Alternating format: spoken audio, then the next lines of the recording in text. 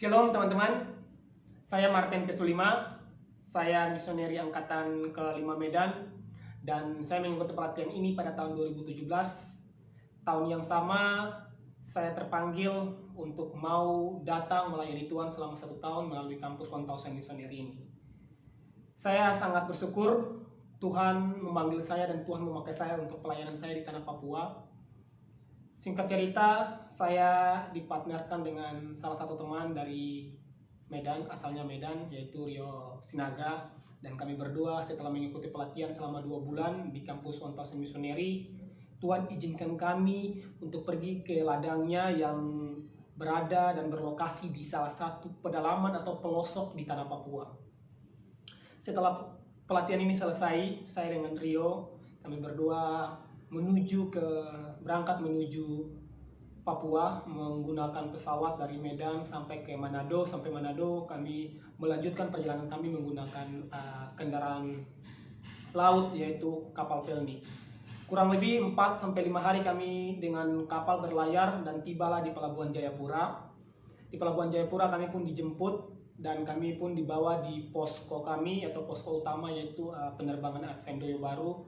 Setelah tiba di Doyo Baru, kami pun mendapat arahan bagaimana pelayanan di tanah Papua. Singkat cerita, 1 bulan kami tetap masih stay di posko ini karena satu dan lain hal. Dan setelah 1 bulan itu berakhir, kami pun dikirim di tempat yang baru. Sebelumnya tempat yang disampaikan di pelepasan, kami tidak jadi pergi karena ada sedikit masalah kecil yang memang membuat kami harus berpindah ke tempat pelayanan yang lain.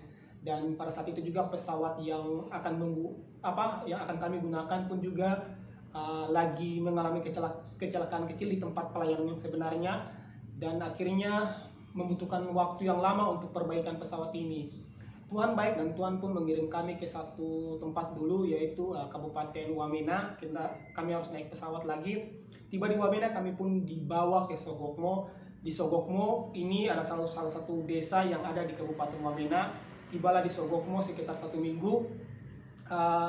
Kami berada di Sogokmo ini untuk membantu pekerjaan gereja di kampung Hiberima yang ada di Sogokmo. Kami membantu untuk memasang kawat-kawat di dasar atau di bagian bangunan gereja itu.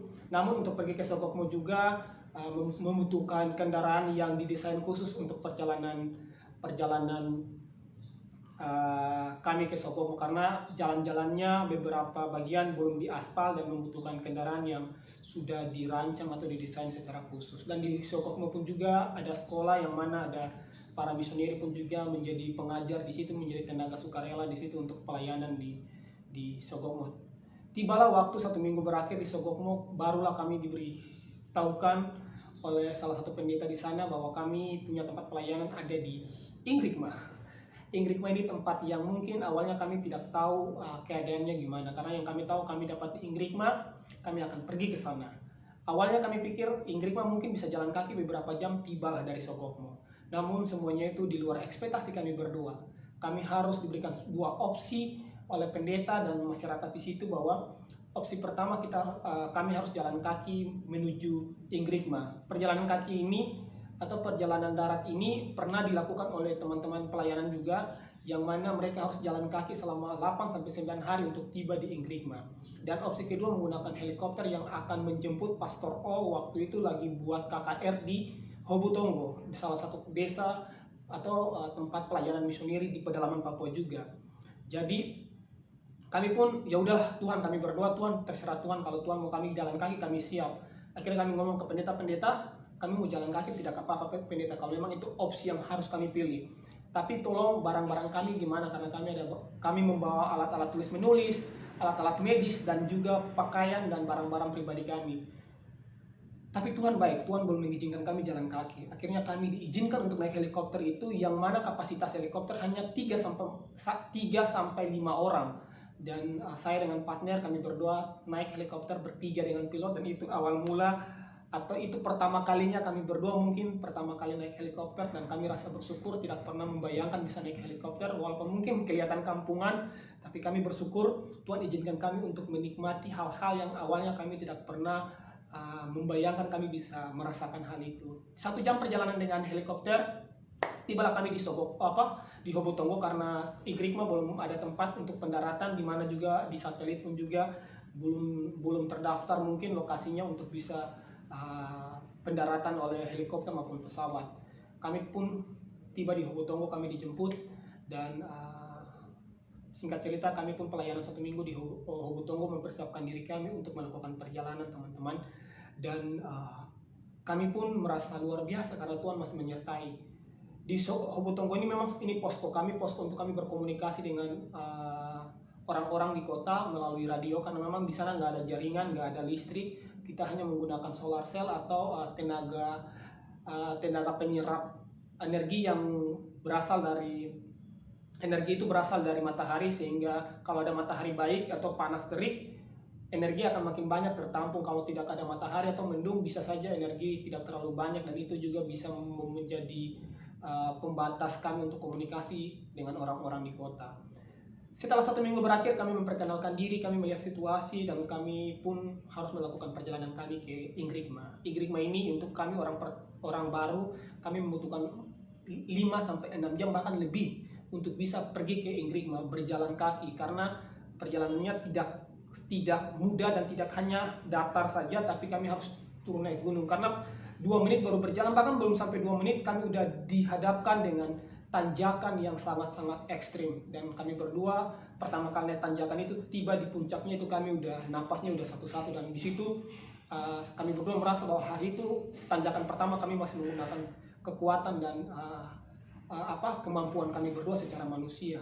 Setelah itu kami berdua saya pegang partner karena bukan kehilangan napas, tapi napasnya kayak udah. Akhirnya saya pegang bahunya, kami berdoa.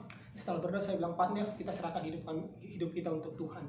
Dan singkat cerita kami jalan, karena kami gunakan sepatu boots. Di beberapa bagian itu lumpur yang mana harus berhati-hati. Kalau tidak berhati-hati kita bisa masuk ke lumpur, walaupun bukan lumpur hidup, tapi sepatu bisa masuk, dan ketika air masuk di sepatu boots itu sangat mempengaruhi perjalanan kami. Tapi Tuhan baik, Tuhan masih tetap jaga. Kami turun naik gunung, melewati gunung. Jadi seperti ini gunungnya, Hobotonggo di sini, Igrigma di sini. Jadi untuk bisa pergi ke Igrigma kami harus melewati gunung itu. Tibalah kami di satu titik tempat peristirahatan kami yang kami lihat di situ. Dari kejauhan kami melihat Igrigma dengan jarak yang dekat di mata. Dan kami pun disampaikan oleh masyarakat sana, karena kami diantar oleh 3 orang, 1 ibu 2 pria, dan kami pun disampaikan bahwa itu Igrigma. Kami merasa dekat banget, padahal ketika turun dari tempat istirahat itu untuk menuju Igrigma kami butuh waktu lagi 1-2 jam, dan itu juga harus melewati sungai yang mungkin kadang-kadang dia deras kalau hujan, dan harus berhati-hati. Tapi Tuhan baik. Menjelang tibanya kami di Igrigma, turunlah hujan, dan itu membuat kami, oh Tuhan, ketika kami kehilangan tenaga dalam kondisi panas terik, di saat kami udah betul-betul sudah tidak kuat, Tuhan berikan kami energi melalui hujan ini, dan kami rasa wow, luar biasa.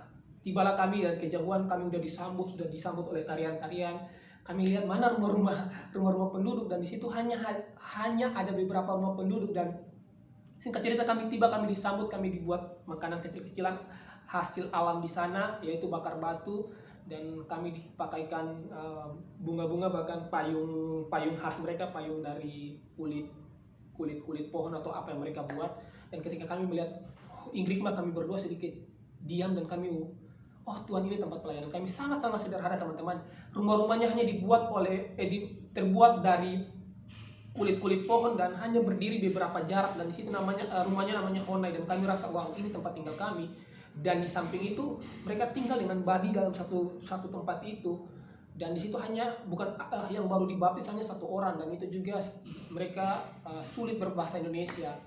Dan 7 bulan kami pelayanan di situ, kami melakukan meditasi, perlawatan, kami buat satu proyek, yaitu awalnya kami tiba 1 minggu kami buatlah rumah berkat. Rumah berkat ini tempat kami istirahat, tempat kami menerima pasien, tempat kami untuk ngajar dan berkhotbah setiap hari Sabat di situ. Yang awalnya mereka kalau mungkin beribadah, mereka hanya duduk di tempat alam terbuka. Ketika ada rumah berkat, mereka bisa masuk berteduh dari panas dan hujan. Dan bukan hanya proyek membangun rumah berkat, tapi kami juga membangun greenhouse. untuk tanaman-tanaman. Kami tanam tanaman-tanaman yang mungkin di kota ada dan di sana mereka belum pernah lihat. Dan puji Tuhan 1 minggu tanaman itu awalnya memang rusak, tapi kami berdoa, kami tanam lagi, bertumbuhlah semua, kangkung bertumbuh, cabai bertumbuh, tomat bertumbuh. Yang di situ nggak ada tanaman-tanaman seperti itu, karena yang hanya ada adalah rumput-rumput yang mungkin orang kota anggap itu rumput liar, tapi mereka bisa makan. Dan ketika kami membuat greenhouse, itu membantu mereka melihat tanaman-tanaman baru yang mungkin mereka belum pernah lihat. Terlepas dari itu, kami juga membuat kamar mandi, toilet, karena kami jarang mandi di sana karena memang tidak ada toilet. Kami harus turun lari ke bawah-bawah sungai untuk buang air, untuk mandi. Dan bayangkan kalau malam-malam ingin buang air, kita turun, ketika keluar aja udah gelap gulita. Dan akhirnya Tuhan baik, dan kami harus membuat kamar mandi. Dan setelah membuat kamar mandi, kami buat kamar mandi pertama di pedalaman yang menggunakan kloset. Itu tidak segampang membalik telapak tangan, teman-teman, karena kami harus turun jalan kaki 5 hari 5 malam ke kota Wamena untuk membeli kebutuhan itu, untuk membuat proposal, bersaksi ke jemaat-jemaat untuk mendapat biaya. Dan Tuhan baik, Tuhan menjadikan kami biaya sekitar 9 juta, sedangkan kebutuhan kami 8 juta lebih. Dan itu kami sangat bersyukur. Akhirnya kami naik, kami membeli barang-barang, kami sewa pesawat yang kapasitasnya lumayan, dan membawa barang-barang ke Hobotongo dulu. Dari Hobotongo baru masyarakat dari Inggris datang jalan kaki untuk menjemput barang-barang itu untuk tiba di sana, dan kami membuat kamar mandi. Di situ tidak ada tukang, hanya orang dari asli situ, dan kami berdua dengan berkat karunia Tuhan kami bangun kamar mandi itu dengan apa yang bisa kami bangun. Dan puji Tuhan, kamar mandi itu selesai dan bisa digunakan untuk mandi, buang air, dan sebagainya. Terlepas dari itu, kami sangat bersyukur, kami bawa obat-obatan sangat amat banyak, dan setiap kali pasien datang itu obat-obatan kami akan selalu bagikan. Dan luar biasanya selama 7 bulan obat itu tidak pernah habis. Kami tidak pernah kehabisan obat, padahal yang datang setiap hari itu, bahkan setiap minggu itu ratusan orang, tapi obat itu tidak pernah habis. Bahkan ada satu cerita singkat, kami pernah dengan menggunakan charcoal saja, kami melihat mujizat Tuhan, kami bisa sembuhkan orang yang orang yang patah tangan. Jadi ketika kami tempel charcoal, kami takut karena ini kalau tidak sembuhkan mereka sangat sensitif.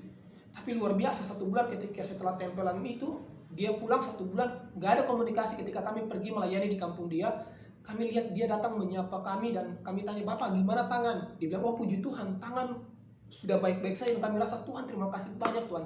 Tuhan tidak pernah mempermalukan anak-anak Tuhan di tengah-tengah jiwa-jiwa. Dan 7 bulanlah berakhir, kami pernah turun jalan kaki 5 hari sampai 2 kali.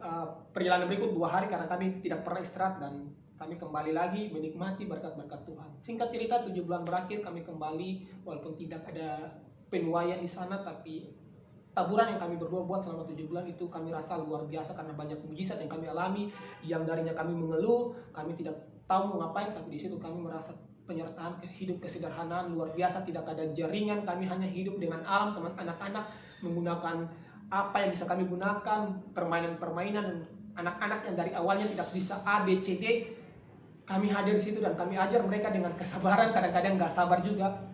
Di akhir perjalanan kami melihat mereka bisa membaca, bisa tahu huruf, bisa lihat warna biru, merah, dan sebagainya. Bahkan yang membuat kami terpesona adalah ketika kami bisa memberikan mereka seragam merah putih untuk mereka gunakan, bisa memberikan mereka alat tulis menulis untuk mereka gunakan, dan kami rasa luar biasa penyertaan Tuhan. Banyak cerita kami untuk bisa kami sampaikan, tapi tidak pernah ada batasan waktu untuk kami menceritakan kasih Tuhan. Kiranya perjalanan iman kami ini bisa menguatkan teman-teman di mana saja berada untuk mau melayani Tuhan. Tuhan rindu untuk kita semua datang mendedikasikan diri kita untuk membawa jiwa-jiwa datang kepada Tuhan. Jangan pernah patah semangat. Kunci untuk kita bisa menerima mujizat Tuhan adalah penyerahan diri yang sungguh-sungguh. Tuhan Yesus memberkati.